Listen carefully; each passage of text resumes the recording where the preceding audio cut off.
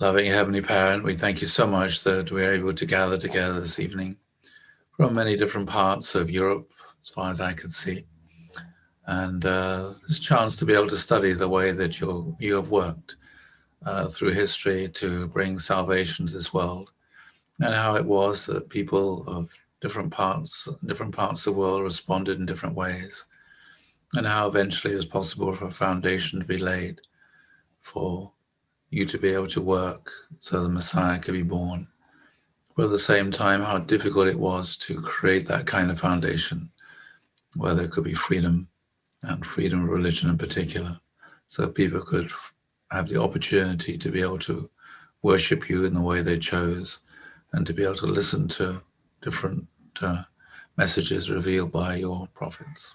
We thank you and ask your blessing upon our evening and guidance, and I ask this in my name. Amen. Ačiū. Okay, so good evening, everyone. Evening. I'd like to welcome you. I don't think today's session will be very long, and certainly it'll be the last for this particular workshop. And then, and then I'll have to talk about the next one. Okay, share my screen. Okay, so yesterday my sound system wasn't working properly because I hadn't got the settings correct with my other loudspeaker. Anyway, so I thought that we could listen to this little piece of beautiful singing, extraordinary singing from Hildegard von Bingen, who, as I said, was an extraordinarily talented and lady from Germany, one of the founders of German science and biology, wrote many books on biology and medicine about plants, but also composed some extraordinary music, and also one of the very oldest plays which still exist in European languages.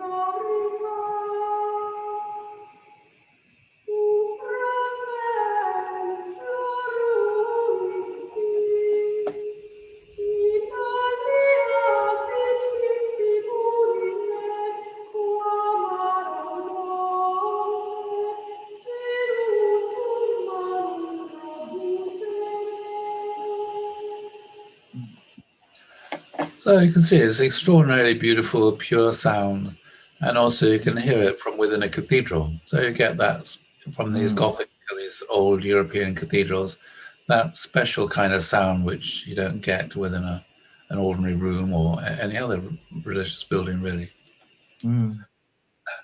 Okay, so these are some of the reform movements that I mentioned yesterday. They started mostly, a lot of them started from a place called Cluny. I think it's somewhere in France, which is a monastery, and one reform movement after another came. And particularly during this particular period, there were the Carthusians, the Cistercians, Augustinians, Carmelites, Franciscans, and Dominicans. So just over a period of several hundred years, many, many reform movements were initiated, and they were accepted within the Catholic Church, and they went forwards. And, but the nature of anything really is that every institution, spiritual institution, religious institution, business, everything needs to be constantly renewed. You can't just keep things remaining just the same as they are, because always things fall into decay, and always things fall into corruption. So it always needs to be this openness and this flexibility for spiritual renewal and refreshment and development and evolution and progress to higher and higher levels. And so we can see there that for several centuries, really, the Western Europe, the Catholic Church was relatively open. It wasn't open in terms of differences of belief. That was all fixed at Nicaea. But it was certainly open in differences of ways of practicing the faith, and different kinds of people who came along, and some of them were incredibly critical of the corruption that existed within the church. But the church and the church leadership was open enough, the Pope was open enough to be able to hear the Holy Spirit speaking through these particular founders, like St. Francis or Dominic, and to be able to recognize, yes, this is the act, this is the work of the Holy Spirit. This is the work of God to try to renew and refresh and reform the church. And so the different popes gave these different founders, these different saints, as they later became canonized, recognized them and gave them and authorized them and gave their movements legitimacy. And so that is, yeah, despite the many problems, there was still that kind of openness there. Anyway, later on, so that was going on. These prophetic movements were accepted and worked. But then around about this time, you also had the Crusades. Might wonder, well, what were the Crusades? They were military campaigns that were sanctioned by the Pope. So they were like holy wars. There were wars and military campaigns that the Pope initiated and gave his blessing to. And the first one was by Pope Urban II.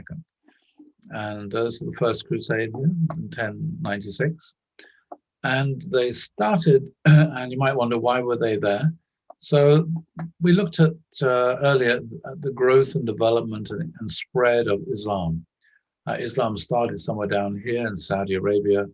In Arabia, it spread here. All this area here was part of the Byzantine Empire. And the Byzantine Empire at that time is particularly weak in the 7th century due to the plague of Justinian. And so Islam spread very rapidly here, very rapidly through North Africa and into Spain and further. And then we looked at how Charles Martel defeated them, and this gradual recovery of Spain to become a Christian land again. Anyway, this is the Arabs, but then coming from Central Asia, there were the Turkic people. That's why I talk about, Natalia's talking about Turkmenistan. So these are Turkic people coming from Central Asia, now countries like Azerbaijan, these kind of areas. And then they were moving down into the Middle East. They would move down. And so they were moving into this area here. They sacked Baghdad. They became Muslim. And they started to expand, replacing the Arab empire and moving into Arab rule and moving into what was then called Asia Minor, now called Turkey, obviously after the name of the Turkic people. So these are the Seljuk Turks. And so they occupied this area here. And so these crusades were preached to try to recapture Jerusalem from Muslims. Jerusalem itself was captured by Muslim armies relatively early in the 7th century. But then when the Seljuk Turks overtook this whole area here, then it became there was a threat to the Christian pilgrim routes. So pilgrims then, they used to travel all the way along here to go to Jerusalem. But when the Seljuk Turks came along, then they started to threaten these pilgrim routes. And then 1009, the Holy Sepulchre, which is the holiest church in Christendom, this was the church where it's believed, over the site where it's believed that Jesus was crucified and buried, then this was destroyed by the Fatimid dynasty. So the Fatimids, they were based in Egypt, and they're rather fanatical, and they went and they destroyed that church, and they destroyed hundreds of churches all over this area here. And so this also was a threat to Christianity. And so the Byzantine Empire then, they appealed to Western Europe, to the Western Church for help. So the Seljuk Turks defeated the Byzantines in the Battle of Manzikert in 1071. And so as a result of that, this battle, which is somewhere around here, then they were able to occupy this whole area here and started moving this direction. Anyway, so Constantinople felt very threatened. This is the extent of the Byzantine Empire at that time. And so they appealed for help from the Pope. So the Pope preached a crusade. That was Urban II, I think it was. And preached a crusade, and then people came from all over the place. And they were told that if they went on a crusade, it was like an indulgence. So it meant that if you went on a crusade, it would mean that you'll receive some special grace, some special blessing from God connected to forgiveness of sins and all these, and something like this. And so there were 8 crusades. Mostly they were unsuccessful. And one crusade did manage to get to Jerusalem, and Crusaders, they killed everyone in Jerusalem, Muslims, Christians, and Jews alike, just as a bloodbath when they arrived there. Anyway, a lot of the people who went on these crusades, they were knights, feudal knights, and so a huge amount of money was expended on these crusades. So this then led to the breakdown of autocratic feudalism within Europe. So lots of knights and lords and dukes went on these crusades from all over Europe. And so it also had a huge impact upon Western Europe. So people started to wonder, well, why are they so unsuccessful? Each of these crusades has been blessed by the Pope, but they're not been successful. So this led some people to a certain amount of disillusionment with the Catholic Church. It led to loss of prestige of the papacy. It also led to impoverishment and also the development of Europe, because a lot of money was spent on this. And also when the Crusaders went there, they discovered that Muslim civilization was far higher, far more civilized, far higher standard of culture than there was in Western Europe. The architecture was extraordinary. The technology was far more developed. The medicine was far more developed. The hospitals are far more developed. The literature is far more developed, far better educated. And so that was also something very striking. And so when the Crusaders returned to Europe, then often they would bring back new ideas with them. So they would take an interest in Islam. They'd come across all kinds of new ideas. And a lot of these new ideas then were brought back to Europe. So the Crusades then had quite an impact. Now, had a very limited impact on the Muslim world, to be honest. Although there's this long-standing accusation towards Christianity by Muslims about the Crusades, but actually Islam itself was a far bigger threat in terms of holy wars towards Christianity. This whole area here was Christian, part of Christendom, and the Muslim holy war occupied this whole area. So there's like a double standard there. So when Muslims talk about the Crusades, Christians don't say, well, actually all those countries that are now Muslim actually used to be Christian. The reason why they're Muslim is because the Arab armies occupied all these areas. So there's a lot of, there's a double standard there. So Muslims then, they like to think that they're part of God's providence and it's God's will. And they would regard the Christian Crusades as against God's will.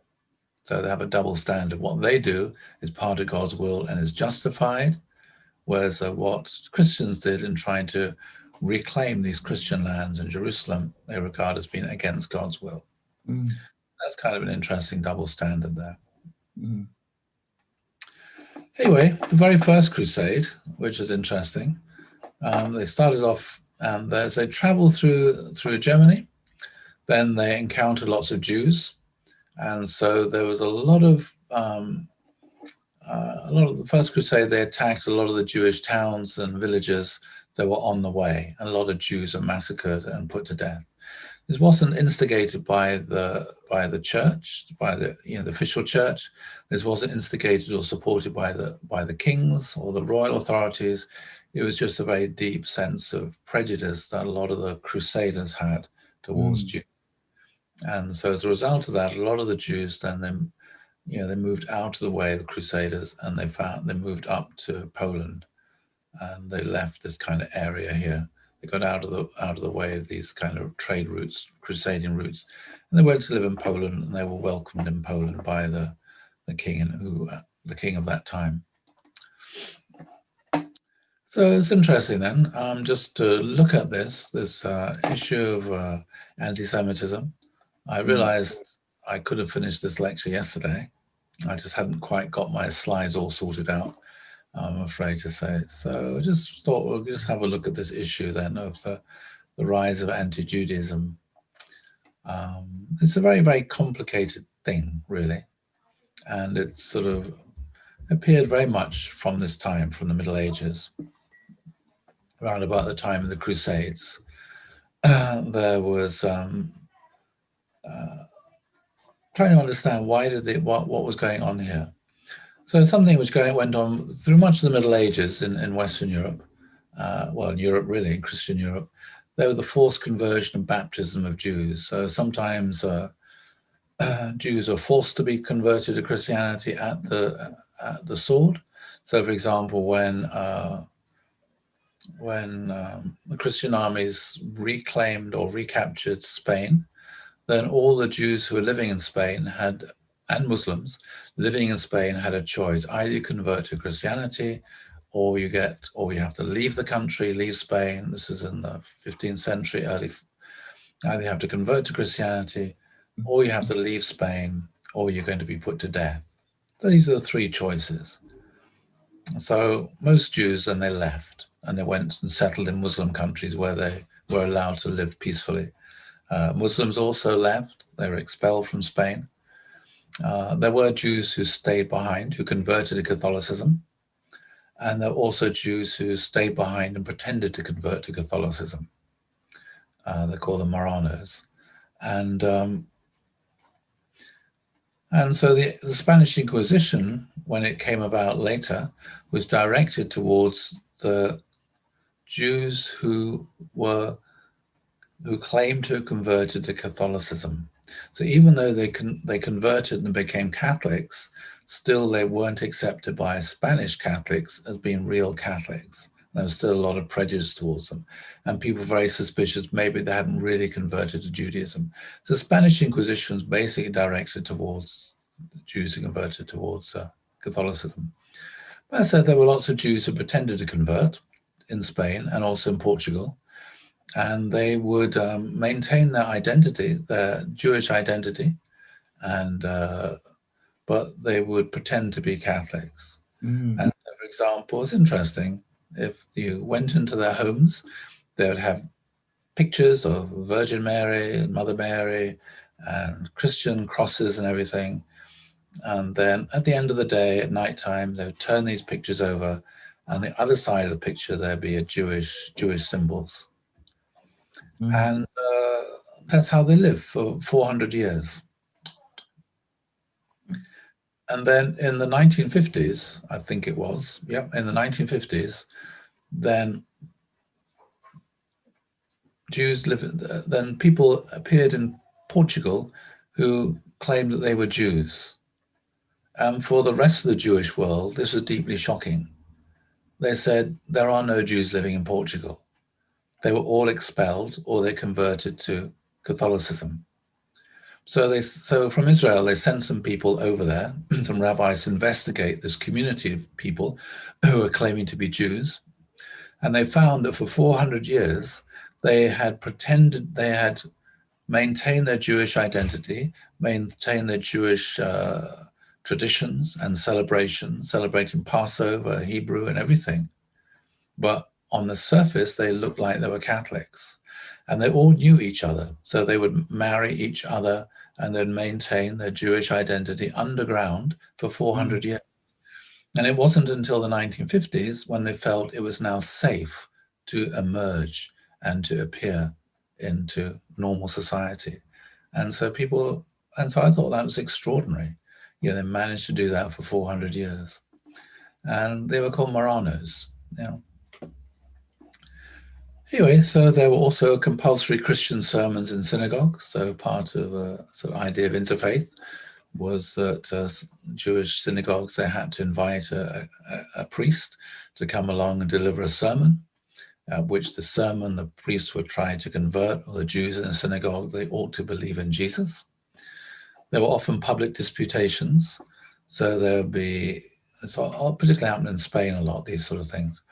There'd be a Jewish scholar and a Christian scholar, and they'd be arguing about the Bible to try to prove who had the correct interpretation of the Bible. And it's very, very finely balanced. So the Jewish scholar and the Jewish community, they were very careful when they engaged in these kind of disputations and debates and arguments about the interpretation of the Bible, because they realized if they won the argument too clearly, then they would get persecuted and they get beaten up afterwards.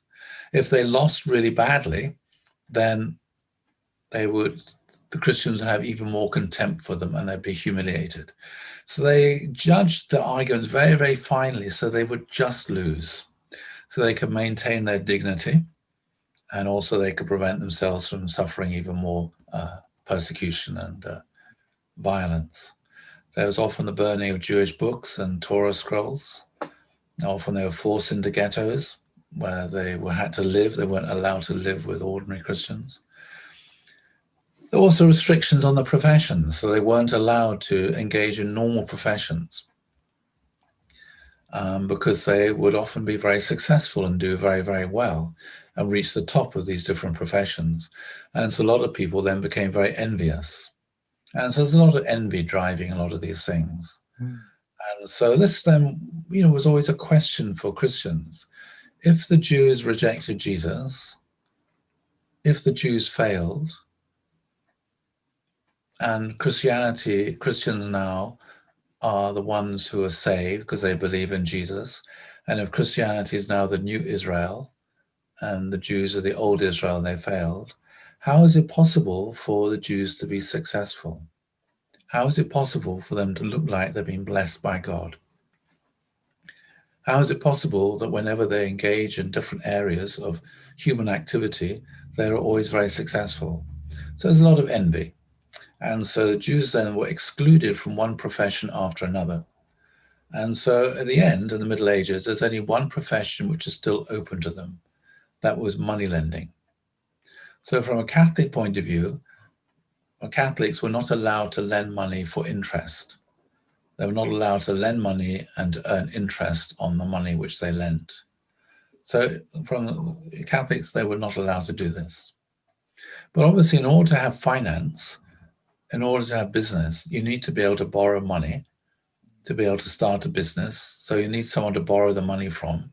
And obviously, the person you borrow the money from is going to want interest. Otherwise, it's not worth their while doing it, taking the risk. And so it was decided then by the Catholic Church that the only profession only Jews would be allowed to engage in money lending. And so the only profession open to the Jews then was finance, money lending. And so they engaged in this money lending.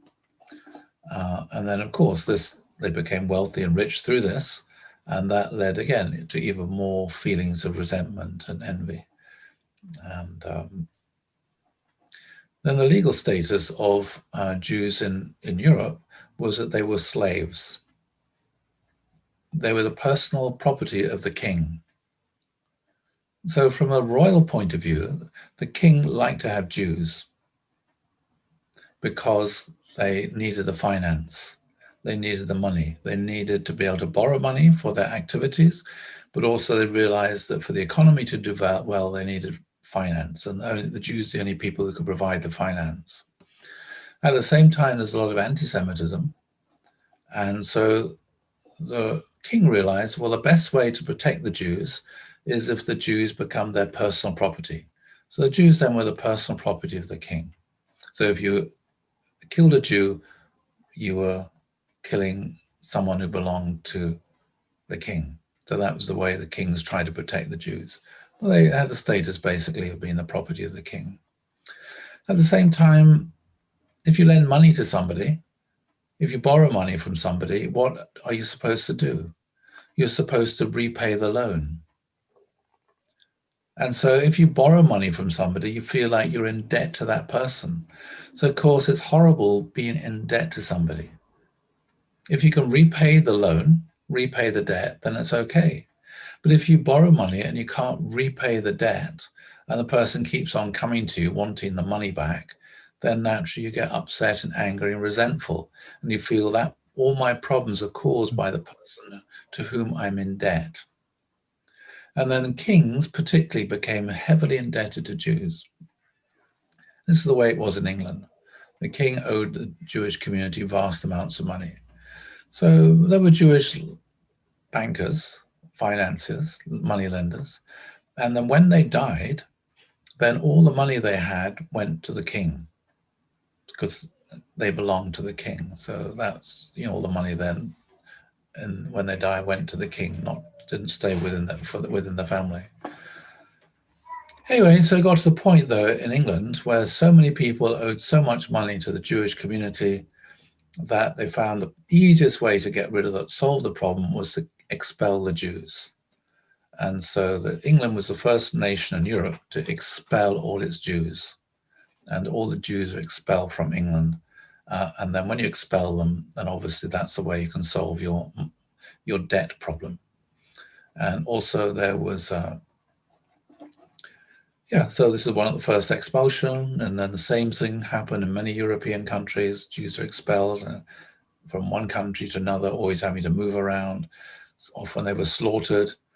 There was something called the blood libel, which again developed in England. There was a little boy who was found dead, and the accusation went out that he'd been murdered by the Jews because they wanted his blood, and they'd mix his blood with a Passover meal, and they would eat Christian blood. And so this led to the slaughter of many Jews, this blood libel it's called.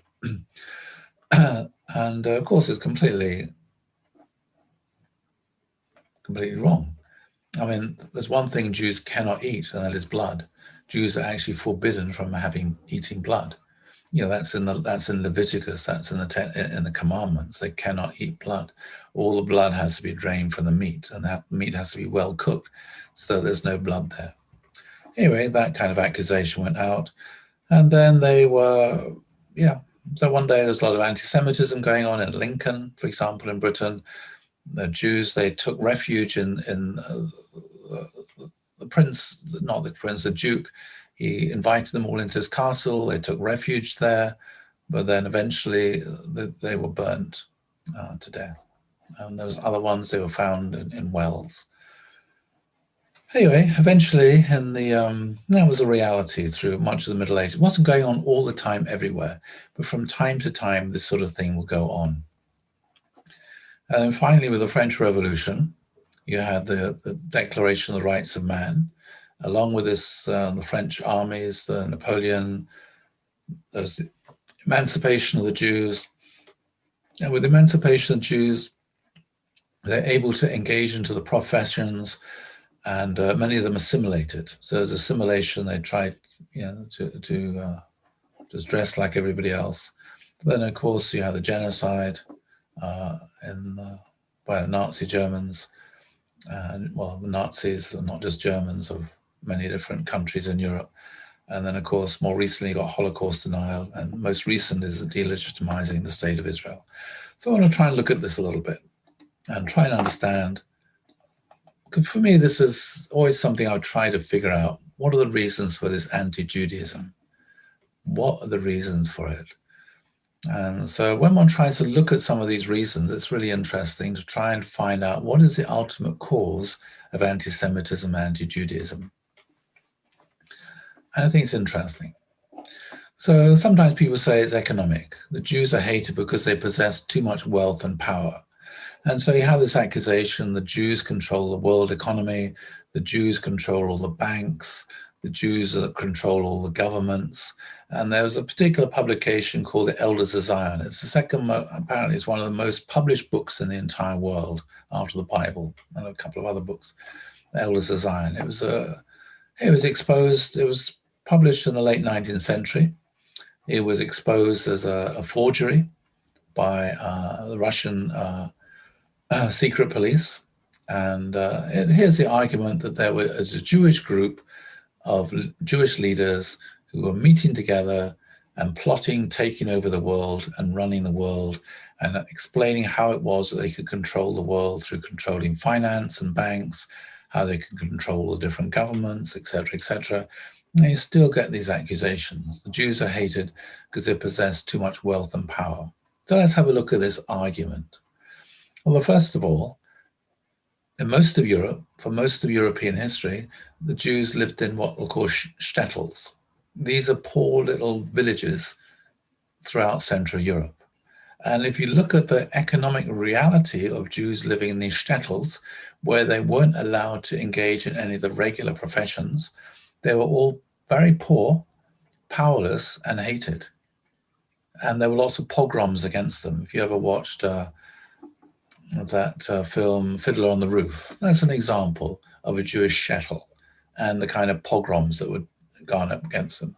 So they were treated with contempt because they were poor and because they were powerless and hated. So you can always treat people badly if they are powerless. If they're powerful, then actually you're afraid of them. People bow in front of power. But because the Jews are so poor and powerless that they were hated, yeah, there were pogroms. So they weren't hated because they possessed wealth and power. Also, if Jews were powerful, how come they couldn't prevent these pogroms from taking place? If Jews controlled all the governments of the world, how could they not prevent Jewish persecution? If the Jews controlled the governments of Europe, how was it they couldn't prevent the Holocaust? How was it they couldn't mobilize the countries of Western Europe to go and prevent the Holocaust from taking place, which the countries of Western Europe made no effort to actually prevent the Holocaust? Yeah, they diverted all their energy into fighting against the German military, but not in trying to prevent the Holocaust and the death camps from functioning. Also, if the Jews are so powerful, why did no governments during the 1930s accept Jewish refugees? They weren't allowed to emigrate to America. There were lots of restrictions on them emigrate. They weren't allowed to emigrate to Britain. Britain only accepted children, Jewish children, as from persecution to save their lives. They weren't allowed to emigrate. Very, very rarely were they received. So again, they don't possess wealth and power. And sometimes people say, well, they're hated. The root of anti-Semitism is that they see themselves as the chosen people. They arrogantly claim they're the chosen people. But again, if we examine this, the reality is that after the Enlightenment and Jews were able to assimilate into European society, then a lot of them, they abandoned their Jewishness. They didn't wear the clothes that were characteristic of Jews living in Central Europe and the shtetls. They dressed normally, they went to universities, they shaved off their beards. Many of them even converted to Christianity. Many of them converted and became Lutherans because they realized that being known to be Jewish would hinder their career development. So often they would abandon that and become Christians, and they were assimilated. And they rejected the claim of being the chosen people. But actually, it was in Europe where the Jews were most assimilated that the Holocaust took place, and the deepest and most profound expression of anti-Semitism was there towards assimilated Jews. Yeah, because they are accused of corrupting the racial purity of the Germans and the Aryan people, for example. Yeah, there were a lot of Jews who went to the death camps didn't even know they were Jews. I remember there was one professor, and the police came to arrest him in Germany at his university in his office, and he said, "Why are you arresting me?" They said, "Because you're a Jew." They said, "I'm not a Jew, I'm a Lutheran." And he said, "No, you had a Jewish grandparent, and he didn't know. He was a Lutheran, he believed in Jesus, he went to church. His parents were converts. Well, his parents were Lutherans, and they also went to church, and his grandparents had converted to Lutheranism. Just like Marx was, people say Marx is a Jew, but actually he was born, baptized a Lutheran. His parents were converts. But still they were hated. But again, lots of other people claim to be the chosen people. Americans, they have this idea of manifest destiny, that they're also a chosen people, exceptional amongst all other people. The Chinese claim to be the chosen people, that they're the center of the world, they should rule the world. English people also think that they're chosen in some way. Japanese do. There are lots of people who claim to be a chosen people. Koreans, we know that. They claim to be a chosen people. But none of these other people who claim to be chosen are hated because they claim to be chosen. Muslims and Christians also claim to be chosen. You know, they claim to be the heirs of Abraham. Also, sometimes people say, well, Jews are just scapegoats. Jews are a convenient group to single out and blame for all the troubles. And, you know, because they actually are weak and powerless, it's very easy to blame them. So that's what Hitler did after the defeat of Germany in the First World War. It's very easy to think, well, whose fault was it? Oh, let's blame the Jews. They're powerless. So we can blame them. They become the scapegoats. But, you know, the only reason why people could believe that the Jews were the cause is because of the anti-Semitism that was already there. If Hitler went around blaming some other group like short people, or, you know, then nobody, it wouldn't have worked. So the anti-Semitism is already there, which made the scapegoating possible. Another reason, you know, people often talk about is deicide. The Jews are hated because they killed Jesus.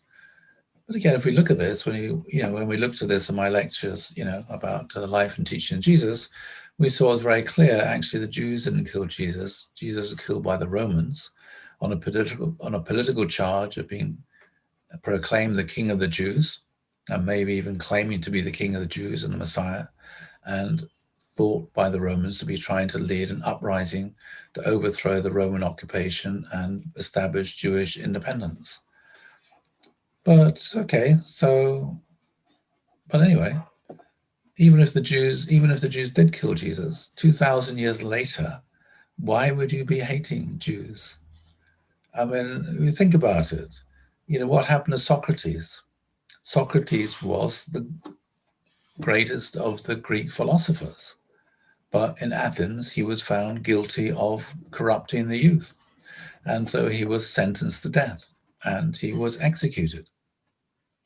But nobody goes around blaming the Greeks or the people of Athens in particular for the death of Socrates 2,000 years later. Nobody behaves like that. Nobody thinks, well, you know, one of your ancestors thousands of years ago might have committed this sin, therefore we're going to hold you responsible for it. That's not ethics. That's not the way the world works. So it doesn't work. Again, sometimes people say, well, Jews are outsiders. They're hated because they're different from the rest of society. They dress differently. They eat kosher food. They're circumcised. They're different. They're other. They don't fit in there. And again, so sometimes outsiders are disliked. So we know that when immigrants first come to a country, they're disliked. Yeah, there's a lot of racism. But within a few generations, that declines hugely. They're no longer regarded as being outsiders because they've assimilated.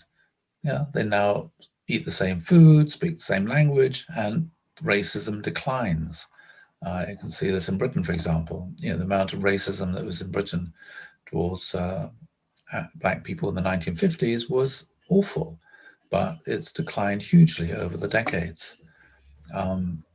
Whereas though when European Jews assimilated, then this hatred didn't decline. So they weren't hated because they were outsiders. Again, there's a racial theory. Jews are hated because they're an inferior race. What is it? So this is the Nazi theory. Nazi theory is a superior race of the Aryans, and then you have the Aryans, and you have all these different levels, and right down at the bottom are the Slavs and the Jews and Black people, all right down at the very bottom. Anyway, so that was certainly the Nazis had this racial theory. But if you've ever been to Israel, you find that Jews are of all races and colors. You find Ethiopian Jews, the Falasha Jews, you find Oriental Jews, you find Arab Jews, you find Ashkenazi Jews who look European, look like the European. I mean, they came from Europe. So the Jews aren't a race, they're a people. Yeah, they come from many different racial backgrounds and many different national backgrounds, and people convert to Judaism. So it's not a race; they're a people or a nation. So that also doesn't work. So trying to understand a little bit about anti-Semitism. It's also regarded as being a unique hatred. So it's the longest. There's no other hatred which has existed. So anti-Semitism, anti-Judaism, it can be traced back basically nearly 4,000 years. It already existed in Egypt towards the Hebrews living in Egypt. They were regarded as being other, regarded as being a threat, and so the Egyptians enslaved them. Or right at the very, very beginning there was that anti-Semitism there. And this anti-Jewish feeling has gone on ever since then, all through that period of Old Testament, what we call Old Testament history, by the Greeks. Hellenists tried to exterminate the Jews. They fought back, and that's the origin of the celebration of Hanukkah, and then under Christian Europe. Also, it's universal. There's only one thing that you'll find people all over the world are anti-Semitic, whether they've heard of Jews or not, whether they've ever met a Jew or not, you find anti-Semitism is pretty universal. The idea that the Jews rejected and murdered Jesus is universal. Also, it's an incredibly intense hatred. It's one thing not to like people, it's another thing to hate people, but it's another thing to try to exterminate them, as has happened over and over again in history towards the Jews. The Pharaoh tried to do that. The Greeks tried to do that. The Nazi Germans tried to do that. Yeah, Iran is trying to do that today. They openly say that one of the goals of building these nuclear weapons is they can eradicate and destroy the state of Israel.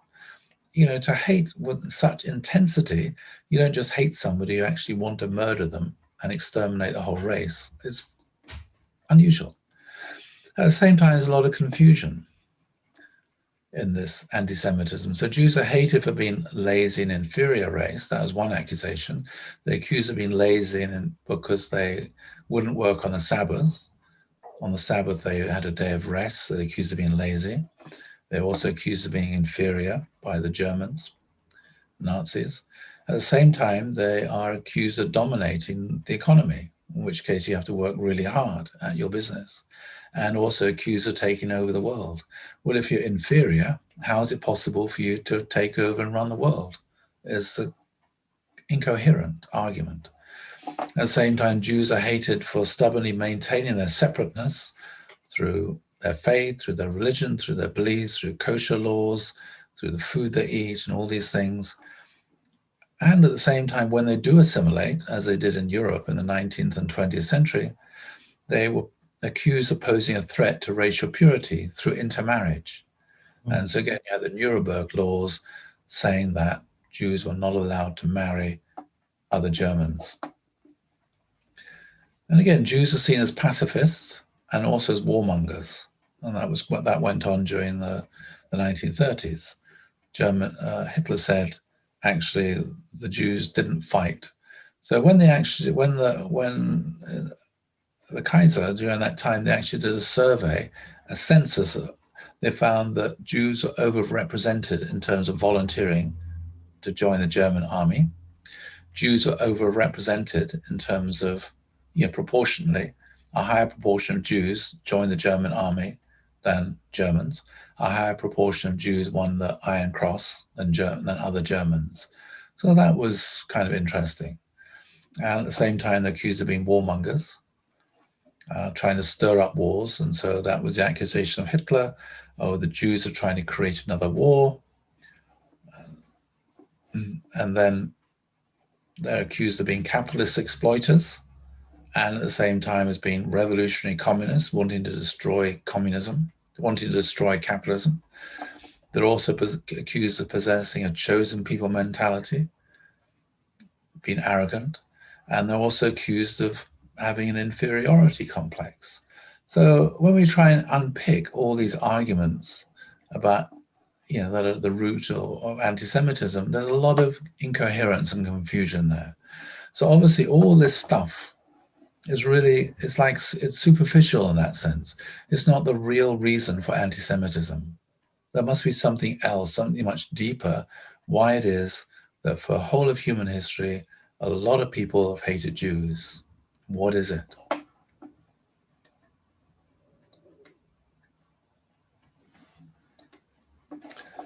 So if we try and understand, well, why did Hitler, who was the greatest Jew hater and wrote a lot about it, why did he do it? Why did he feel like this? So these are Hitler's own words. He said, "Providence has ordained that I should be the greatest liberator of humanity." Okay, from what is he liberating humanity? "I'm freeing man from the restraints of an intelligence that has taken charge, from the dirty and degrading self-mortifications of a false vision known as conscience and morality, and from the demands of a freedom and personal independence which only a very few can bear." So he sees himself as liberating people from conscience. In other words, instead of having to listen to and follow their conscience, they could just give in to their desires. They didn't need to want to eradicate conscience, so people could just follow their natural desires, without feeling guilty about it. And so there's some kind of intelligence then, which is talking about conscience and bringing some sense of judgment and moral standards and moral values, and also demanding freedom, that actually telling people you are free. You have the freedom to make choices and you're held responsible for the consequences of choices. Instead of people saying, I'm not free, I'm just following my desires. You cannot expect me to be anything else. In other words, determinism, which is the old Greek thing, and personal independence, which only a few can bear. So where does conscience come from?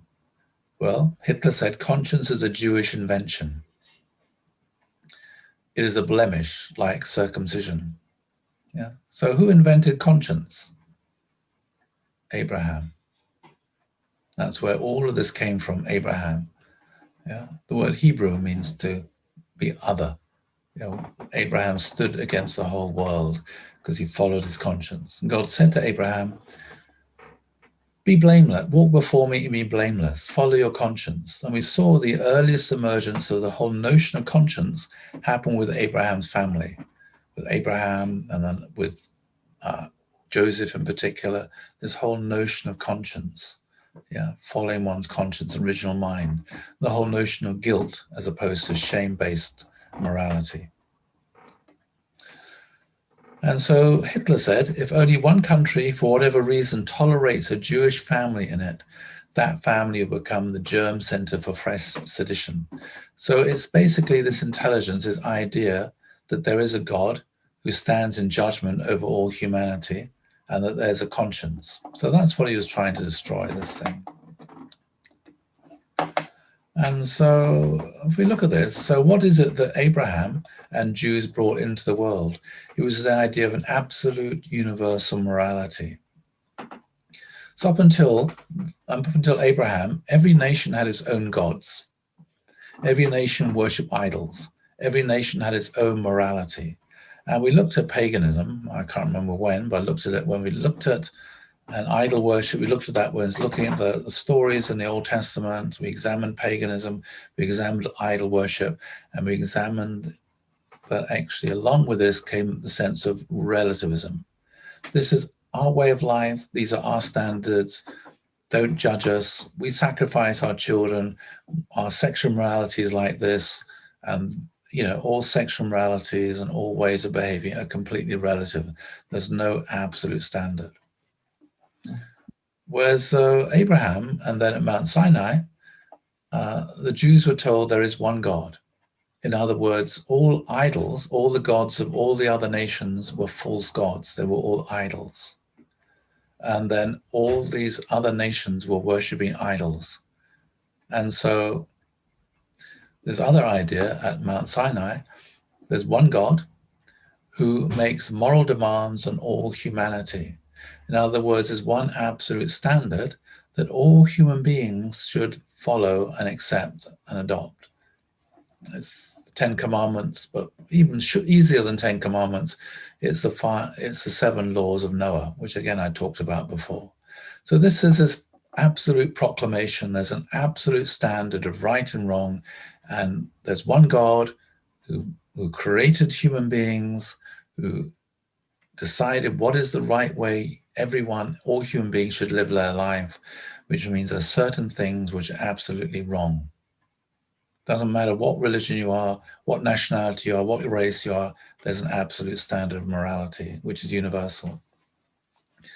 So consequently at Sinai, which is an interesting, funny word, Sinai, in Hebrew, it also means hated. It's like a play on words. At Sinai, the Jewish nation became the target for the hatred of those whose strongest drive is to liberate mankind from conscience and morality.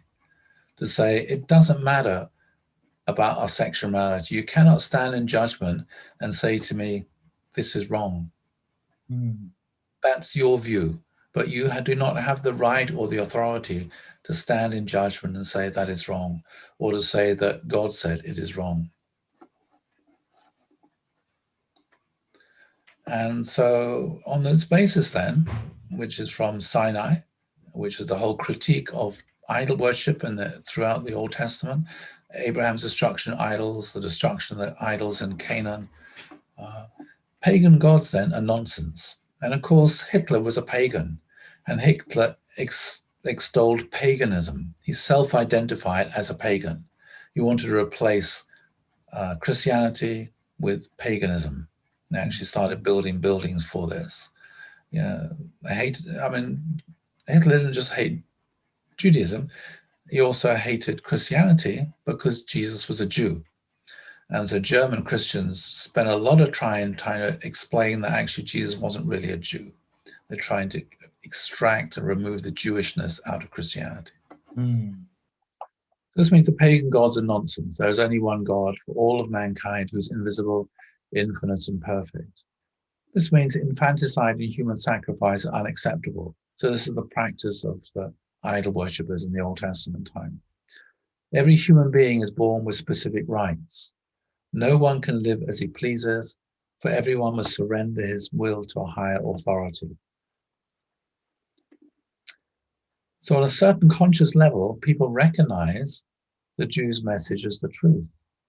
Everyone has an original mind and conscience, and when they hear this, deep in their original mind, they know that is right. Yeah. But those unwilling to embrace the truth have found the only way to rid themselves of it is to destroy the messengers. For the message itself is too potent to be dismissed.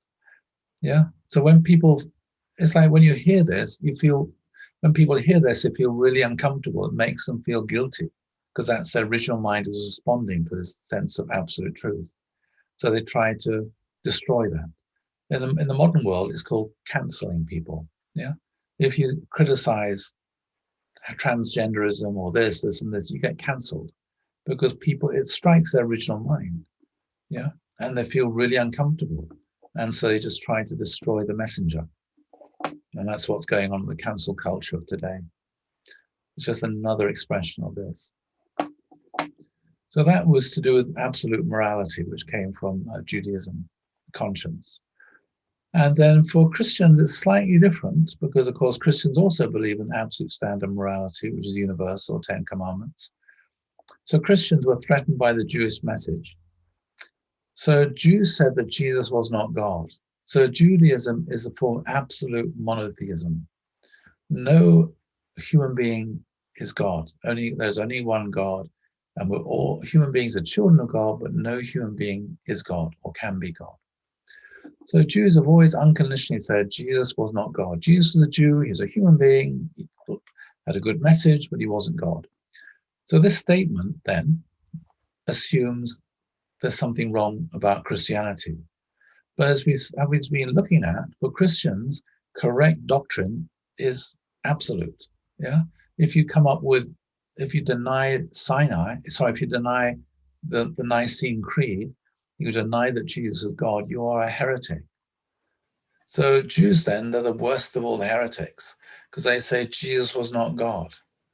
So they're saying actually the Christian teaching, Christian doctrine is false. Yeah, well, they're saying that from a position of being Jews, not just from Christians who have a wrong doctrine. They're actually criticizing Christianity from outside Christianity. And so this is really shocking for Christians. They can't accept this. They cannot digest this idea that Christianity and Christian doctrine about who Jesus is wrong. So the church fathers understood that if the Jews are right and they remain Jews, this implies that Christianity is wrong. And of course, Christians cannot accept that they are wrong, or that what they believe about Jesus is wrong. So it's just like mind-blowing. It's just, you can't digest this. You know, it's like when we go and talk to Christians about, well, actually, Jesus wasn't supposed to die. It's like, for Christians, it's something, first of all, they never thought of it before, but at the same time, it's impossible to digest it. You know, and they can't, and if they try to digest it and recognize it's true, it means the whole of everything they believed about Jesus is wrong, which means they've automatically, it's something indigestible. It means that Christianity is wrong. It means this is wrong and that's wrong. It means a whole revolution within their whole life. It's a spiritual, mental, psychological, social transformation revolution. I remember once when I was, after I heard the principle, and I was at boarding school. I'm just going to finish this. It's going to go on a bit late. Excuse me. And I went back to boarding school, and I went to see my chaplain and taught him the principle. And we had a long discussion about Jesus. Is Jesus God or not? Anyway, so I explained it, and this, and this, and this. And he said, and I could tell he realized what I was saying was true. It was really interesting, because he was just listening. He was very sincere, and he was listening and trying to understand what I was saying, and he could see the logic in it. And then suddenly he could see where it was going and where it was leading. And suddenly I saw he drew back. And then he said, if I accept this, then it means my whole life is going to change. I'm going to lose my job as a priest, etc., etc. And suddenly he drew back, because he realized, if I go down this way of thinking, this is where I'm going to end up. And he realized, I don't want to be there, becoming ostracized by my family, by all my Christian friends, by my church, losing my job, etc., etc. And then he drew back. It was really interesting for me having this conversation with him. And I realized, that's our reality as well. That's why we get persecuted by Christians, because of that. The same reason why Jews are persecuted by Christians, because what Father's teaching about Jesus is indigestible, because it means that what Christians teach about the virgin birth is false, etc., etc., etc. Therein lies Judaism's threat to Christianity. Other groups' denial of Jesus is a great disappointment to Christians. In other words, when Hindus deny Jesus, it's okay, because Hindus are Hindus, or Buddhists are Buddhists. Christians aren't offended. It's very easy for Christians to have interfaith relations with Hindus and Muslims. They can also manage it with Jews, but it's impossible for Christians to have interfaith relations with Munis. It's very, very difficult. Same sort of thing. But Jews' denial is intolerable. Jesus came to the Jews. He was a Jew. He was a Messiah to the Jews. The very group that produced him, those people who had the most knowledge and authority on such matters, because they knew the Bible inside out, who represented the last word on religion, did not accept Jesus. And so for Christians, this is intolerable. How can you believe all the Old Testament teachings, Isaiah and all these prophecies, and not accept Jesus? It's like, again, for a Christian, they cannot get their heads around, how is it possible for Jews not to accept Jesus? It's so obvious that he is the Messiah. So that's why it's a real threat. And so again, this is another reason for Christian feeling. And so although Jews pose no military, political, economic threat, Jews have never had an army. From the destruction of Jerusalem in 70 AD up until the re-establishment of the State of Israel in 1948, the Jews had no army, they had no military power, they had no political power, they had no nation, they were not an economic threat, they're mostly poor. They were never more than a tiny fraction of the world's population, less than, a fraction of a percentage. They were always a major power in the eyes of mankind. People always talk about the Jews taking over the world and this, and this, Jewish conspiracy behind this, Jewish conspiracy behind that. So the question is why? So this person whose work I've been working here said the main reason for this is because the message they carry, the Torah. In other words, there is one God and one standard of right and wrong, one way of life that people should follow. And so this then is like a challenge to people's fallen nature. And so this then, I would say this is the deepest reason behind anti-Semitism by most people. And then on top of that, you have the Christian challenge from Judaism that Christian doctrine and teaching is wrong. So I thought, well, this is really kind of, interesting to try to unpick all of this. So we looked at all this, didn't we? Okay, so that is basically as far as I'm going to go. Did we look at the Jew?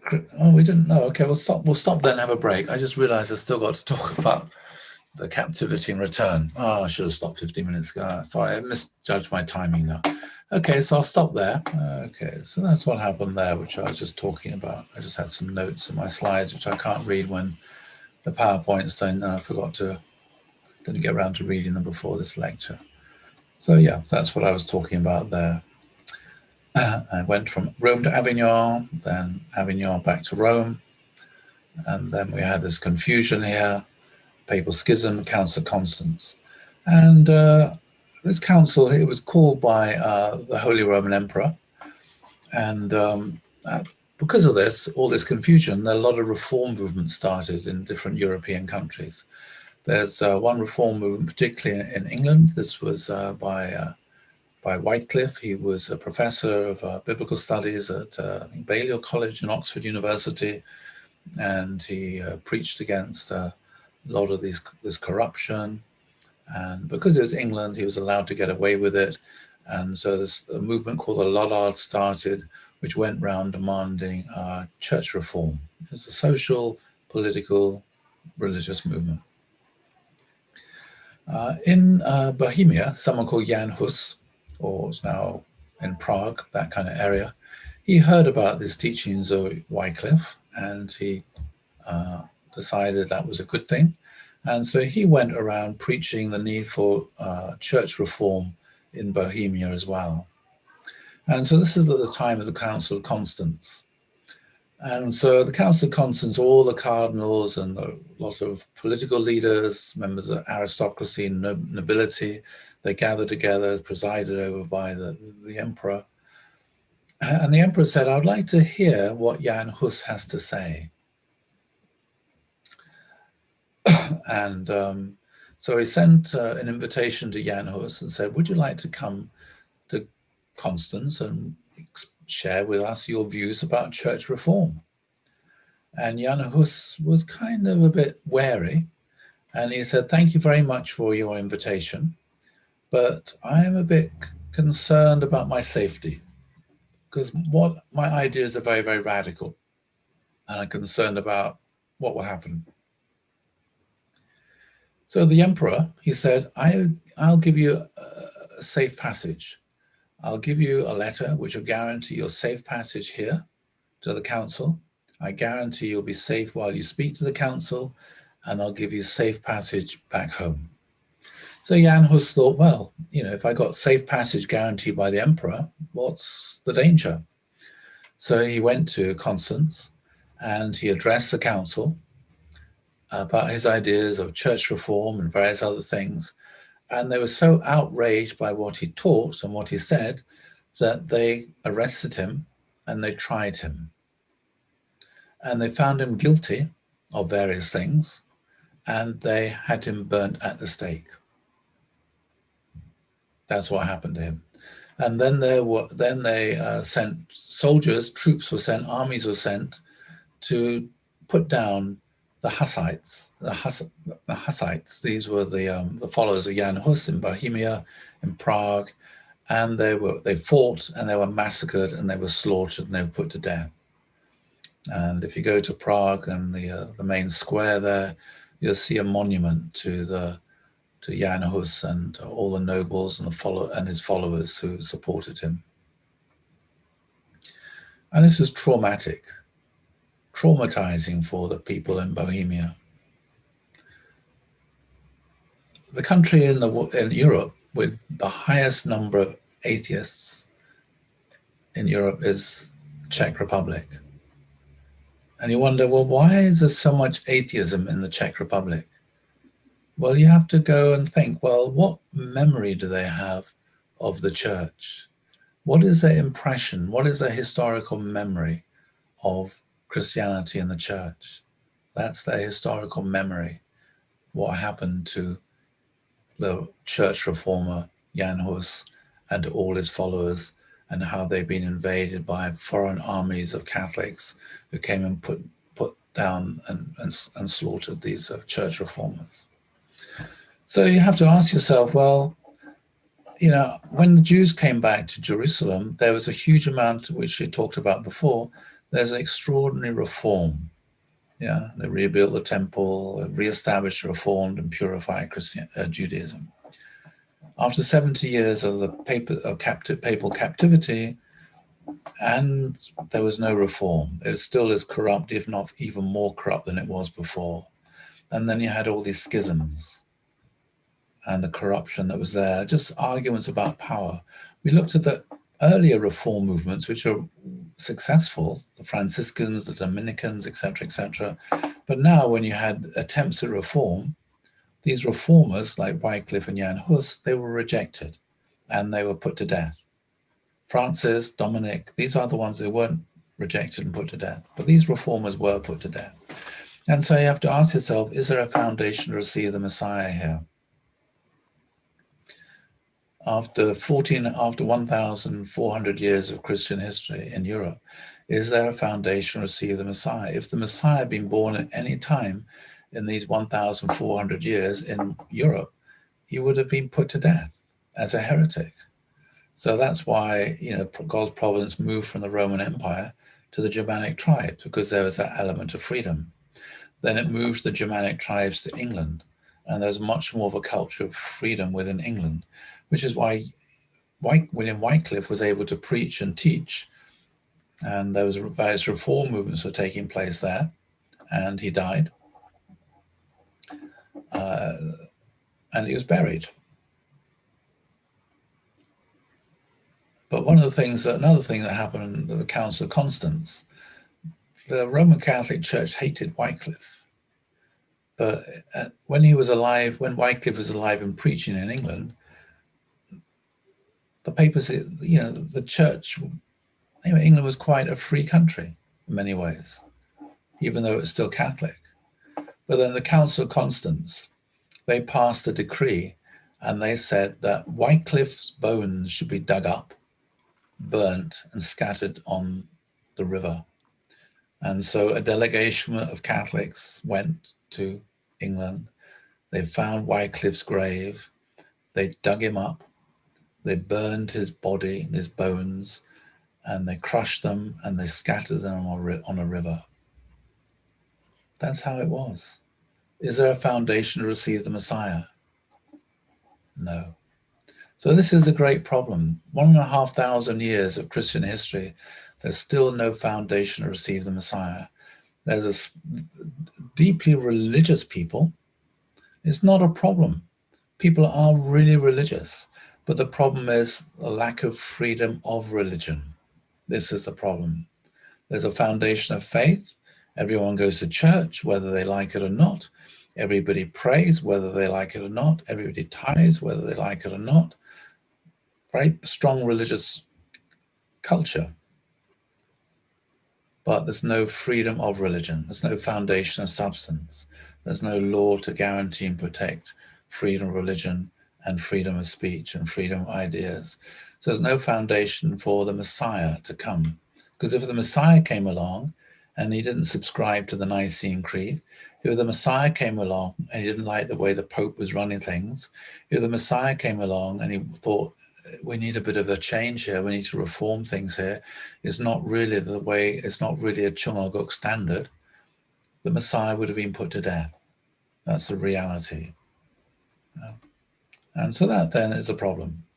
And so what comes on after that then is Europe then, Christian Europe is in serious need of reform. And so this is what happens in the last 400 years. And so that's what I'm going to be tracing in the next workshop, how it is that the foundation to receive the Messiah is finally established during this period of 400 years. And so I'm going to come back to some of these different streams that where I left off, look a bit more about English history, about the European development with the Renaissance, with with the Enlightenment, how the Enlightenment developed in different countries, how the Enlightenment developed in Britain, how the Enlightenment developed in France, how the Enlightenment developed in Germany, how the Enlightenment developed in Russia. So you can understand which countries were able to establish a foundation to receive the Messiah, in which countries did Satan invade, such that it's possible for those countries to go Nazi or fascist or communist, with no foundation to receive the Messiah, obviously. And yeah, so I think you'll find it really interesting. But that's going to be in a couple of weeks' time. So I'm going to stop sharing now. So that's the end of this particular series, workshop from the Ascension till the Renaissance. And next week, I'm going to be teaching a heart workshop because it's the Easter holidays. And so I'm going to be teaching a UK heart workshop. So I'm not going to be teaching next week. And then after that, because I've got that workshop to prepare for, then after that, I need to prepare for this next workshop on the last 400 years, which is, again, you know, as you know, you'll have heard these lectures before, but during a 7-day workshop, maybe 1 hour is devoted to, maybe one, or if you're lucky, 2 lectures are devoted to the last 400 years. So it'll probably take a couple of weeks to go through it, and you know, the kind of depth that really it deserves, I would say. Again, tracing God's providence, how God's providence is working, how things worked in a good way, but sometimes how things, you might, in our language, we say Satan invades, how things went wrong. But I think it's really important to understand these things. And it's particularly important to understand what happened in the 20th century, the wars in Europe, Nazism, fascism, communism. You cannot understand the 20th century unless we understand what happened with the Renaissance and Enlightenment several centuries before.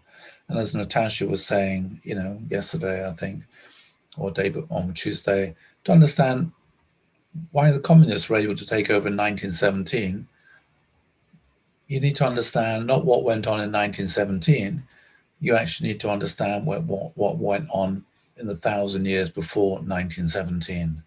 How, you know, when a chance came to either go this way or that way, if a country goes that way instead of this way, it creates a certain kind of bad condition, which then can be, unless it's restored, it just becomes multiplied and gets worse and worse and worse.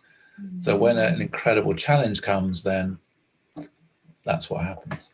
And so it's the same to understand why Nazis and fascism, you know, came to power in Germany, and also needs to understand what went on in Germany, Germanic tribes at that time,